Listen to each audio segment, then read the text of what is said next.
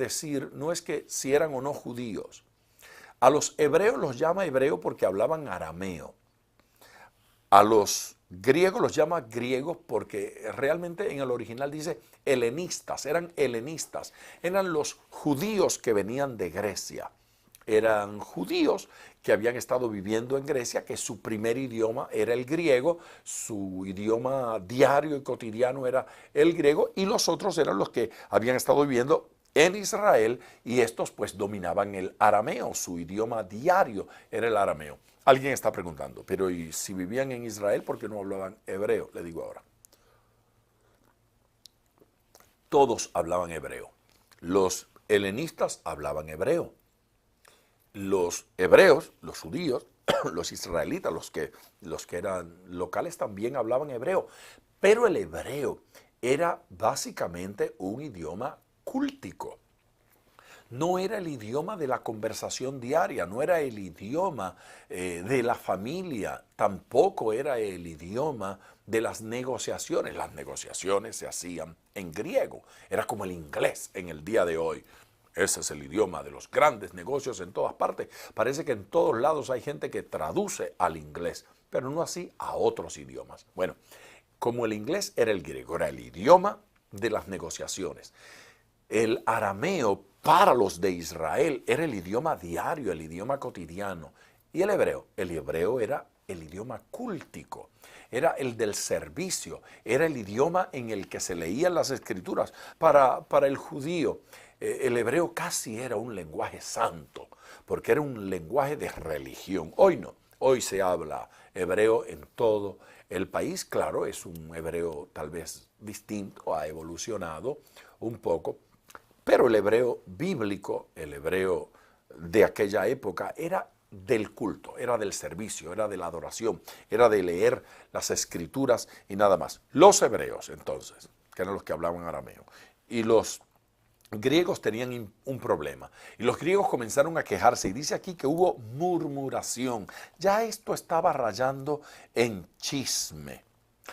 ¿Ocurre eso en el día de hoy? Bueno, pues si ocurre en el día de hoy, no se me desanime, ni se frustre mucho, porque existía en una iglesia que estaba en avivamiento. Eso era una iglesia en crecimiento extraordinario. Y oiga bien, tenían nada más y nada menos que 12 apóstoles en la iglesia local. Fenómeno que no ocurrió nunca antes. Nunca antes. A veces hablamos de la iglesia de Jerusalén y decimos la iglesia normal, la iglesia ejemplar. Yo no sé cuán ejemplar era, porque tener 12 apóstoles en una iglesia local es un fenómeno que no ha vuelto a ocurrir. Y allí estaban los 12 apóstoles ministrando y otros ministros que se estaban levantando entre ellos. Ocurrió la murmuración. ¿Y en qué consistía en esto? Mira, de que las viudas de aquellos, de los griegos, eran desatendidas en la distribución diaria. Las viudas de los griegos eran desatendidas en la distribución diaria. ¿Qué cosa es la distribución diaria? Ya la iglesia, por haber crecido, había pasado algún tiempo, la iglesia comenzaba a identificar a aquella gente que tenía mayor necesidad. Y donde había una mujer que no tenía familia que fuera por ella, que la cuidara, que la atendiera, llegó el momento que la iglesia tuvo que hacerse responsables de algunas de estas personas. Recuerden que no se pagaba seguro social como hoy, no existía el sistema de seguros y aseguranzas que hoy existen en nuestras sociedades modernas. Era diferente. La iglesia se hacía responsable de cierta gente. Más adelante es interesante que el apóstol Pablo le escriba a su discípulo Timoteo y le da detalles con respecto a este tema. Déjeme ver si logro identificar aquí el versículo. Ok, no voy a leer todo esto, pero fíjese que ese tema que aparece ahí en el versículo 1 del capítulo 6, ya en el capítulo 5 de la primera carta de Pablo a Timoteo, leo desde el versículo 3, dice: honra a las viudas que en verdad lo son. ¿Qué es eso de que en verdad lo son? Bueno, eran viudas porque tenían al esposo muerto. Pero ¿por qué dice que algunas viudas no lo eran en verdad? Bueno, si usted sigue leyendo, dice, pero si alguna viuda tiene hijos o nietos, aprendan estos primero a ser piadosos para con su propia familia, a recompensar a sus padres. Entonces dice, porque eso es lo bueno y agradable delante de Dios. Y después sigue leyendo y da detalles. Detalles como por ejemplo dice que la viuda debe tener más de 60 años.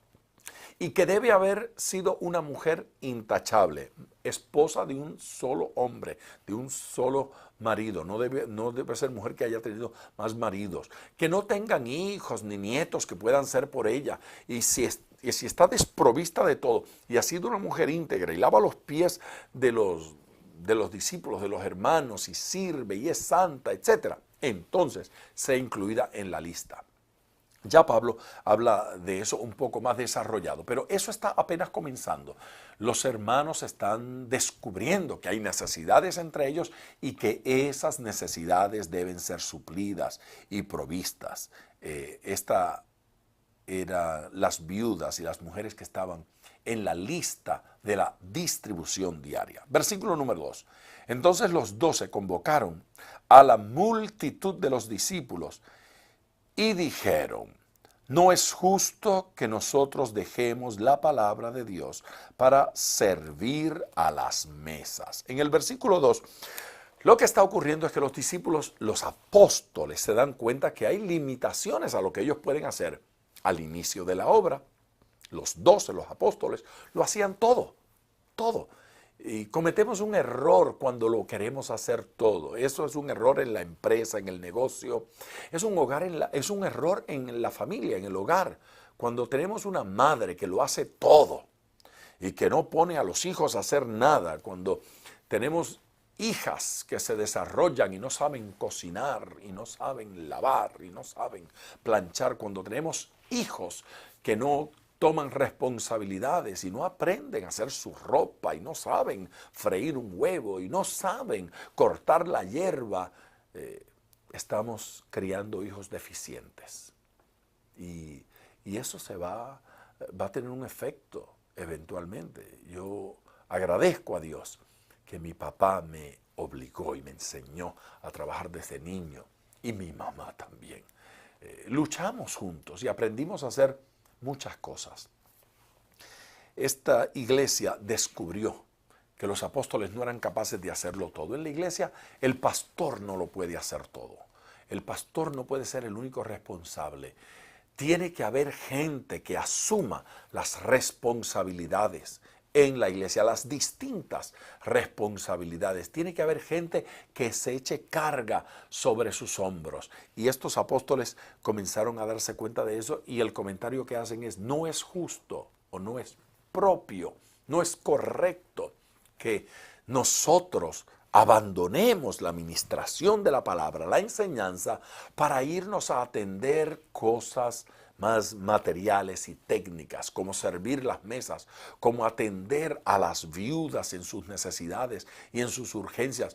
No es justo, no es correcto. Los apóstoles no están allí para hacer eso. Deben dedicarse los apóstoles a la oración y a la palabra, a la enseñanza y al servicio directo a Dios. Entonces deben haber otros hermanos que se ocupen de esas otras cosas. Hay iglesias que tienen un ministerio de la palabra poderoso, perdónenme. Bueno, más que perdonarme, les invito a que se tome algo ahí en su casa. Tómese un juguito o un poquito de agua.